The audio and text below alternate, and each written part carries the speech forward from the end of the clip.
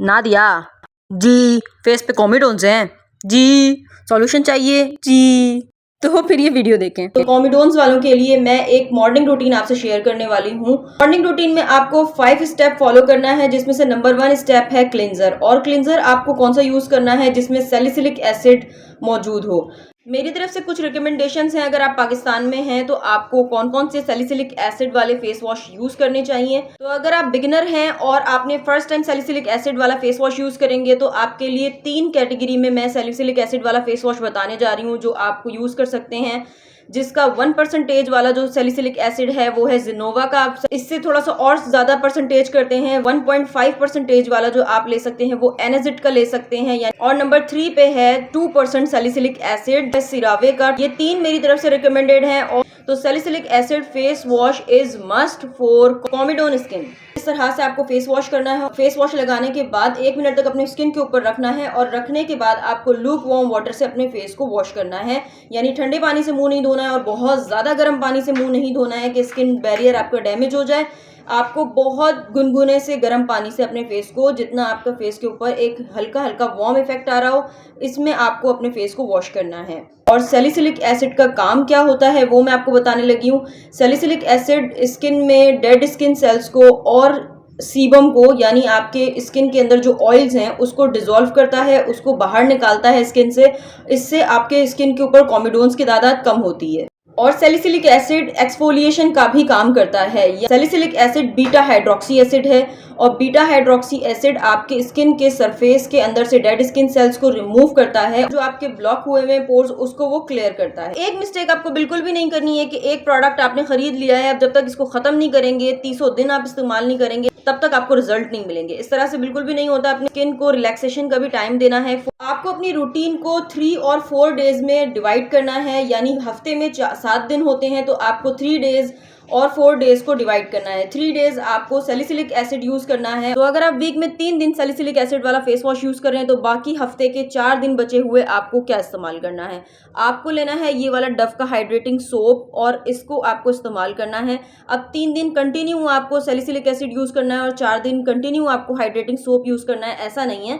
एक दिन आपको सैलिसिलिक एसिड वाला फेस वॉश करना है, दूसरे दिन आपको हाइड्रेटिंग करना है, फिर सैलिसिलिक एसिड, फिर हाइड्रेटिंग। इस तरह से आप अपने वीक को मेंटेन करेंगे, जिससे आपकी स्किन के ऊपर ओवर प्रोडक्ट यूज नहीं होगा और आपकी स्किन के ऊपर काफी हेल्प आएगा। जो बात मैं आपको बता रही हूँ ये शायद बड़े बड़े इन्फ्लुएंसर्स आपको नहीं बताएंगे, क्योंकि बहुत सारे लोग इतने ज्यादा परेशान हैं अपनी स्किन को लेके, कॉमिडोन्स को लेके बहुत ज्यादा फेस कर रही हैं लड़कियां जो कि परेशान हैं। और इसके लिए मैंने ये एपिसोड स्टार्ट किया है। टोनर आपको सैलिसिलिक एसिड वाला लेना है या ग्लाइकोलिक एसिड वाला लेना है, ये आप स्किन टाइप को देखते हुए जज करेंगे।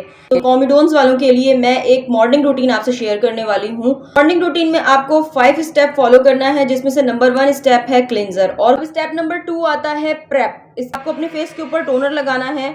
टोनर 2 तरह से इस्तेमाल कर सकते हैं, AHA और BHA। AHA यानी glycolic acid toner, lactic acid toner, और BHA salicylic acid toner. Toner आपको सैलिसिलिक एसिड वाला लेना है या ग्लाइकोलिक एसिड वाला लेना है, ये आप स्किन टाइप को देखते हुए जज करेंगे। अगर तो आपकी स्किन ड्राई है, सेंसिटिव है, एक्नी प्रोन स्किन है, तो आप AHA टोनर यूज करेंगे। और अगर आपकी स्किन ऑयली है तो आप BHA टोनर यूज करेंगे, सैलिसिलिक एसिड टोनर यूज करेंगे। तो मेरे हाथ में ये 2 ग्लाइकोलिक एसिड वाले टोनर हैं, ये है 4% और ये है 7% ग्लाइकोलिक एसिड टोनर। तो ये क्लीन ब्यूटी का है और ये ऑर्डिनरी का है, और दोनों जो है वो एक्सफोलिएशन का ही काम करते हैं। इसका परसेंटेज कम है। अगर आप बिगनर हैं, पहली दफ़ा इस्तेमाल कर रहे हैं, तो आप लो कंसंट्रेशन से इस्तेमाल करेंगे। और अगर आप इसको पहली दफ़ा और पहले भी कभी यूज़ कर चुके हैं, तो आप 7% वाला ग्लाइकोलिक एसिड टोनर यूज कर सकते हैं। सैलिसिलिक एसिड टोनर मेरे पास अवेलेबल नहीं है, लेकिन अगर आपकी स्किन ऑयली है तो आपको BHA यानी सैलिसिलिक एसिड टोनर यूज करना है। स्टेप नंबर 3 है कॉमिडोनल फेस के लिए अपनी स्किन को ट्रीट करना। उसके लिए हम एक सीरम यूज करेंगे, जिसके अंदर 10% नायासिनामाइड होना चाहिए और 1% तक जिंक होना चाहिए।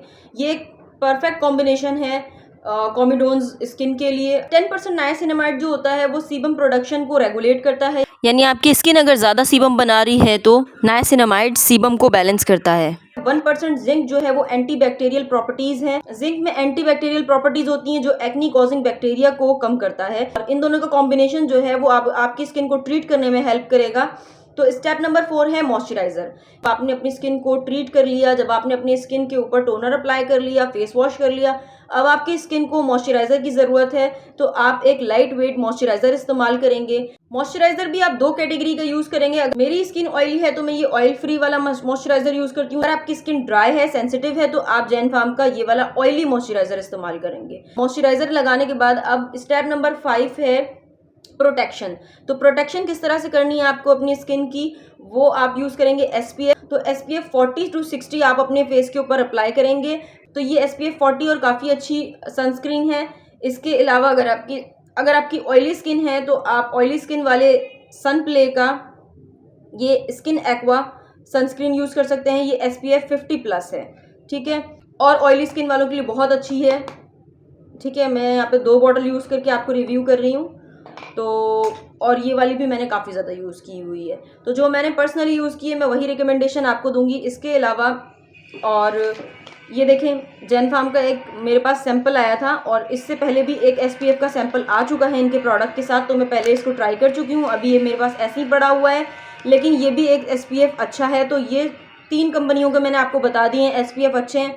अगर आपको एक नॉर्मल रेंज में चाहिए तो आप जैन फार्म का ले सकते हैं। अगर मीडियम रेंज में चाहिए तो आप जो है वो रिजा की ले सकते हैं। और अगर आप हाई क्वालिटी वाला चाहते हैं, यानी महंगा और एक्सपेंसिव सनस्क्रीन लेना चाहते हैं, तो आप ये वाला SPF का ले सकते हैं। और इससे भी महंगा लेना चाहते हैं तो आप सिरावे या फिर ऑर्डिनरी का SPF यूज़ कर सकते हैं। और ये होनी चाहिए आपकी मॉर्निंग रूटीन। जिस दिन आपने डव के सोप से फेस वॉश किया है उस दिन भी आप नायासिनामाइड लगाएंगे और अपने स्किन के ऊपर मॉइस्चराइज़र लगाएंगे, सनस्क्रीन लगाएंगे।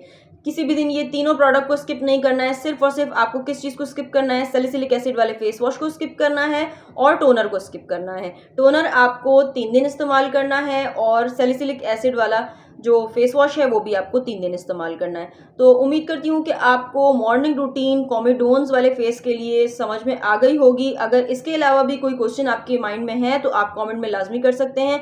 इसी तरीके की इंफॉर्मेशनल वीडियो के लिए मेरे चैनल को जल्दी से फॉलो कर लीजिएगा। तो अपना बहुत ज़्यादा ख्याल रखिएगा, मुझे दुआओं में लाजमी याद रखिएगा। Thanks for watching.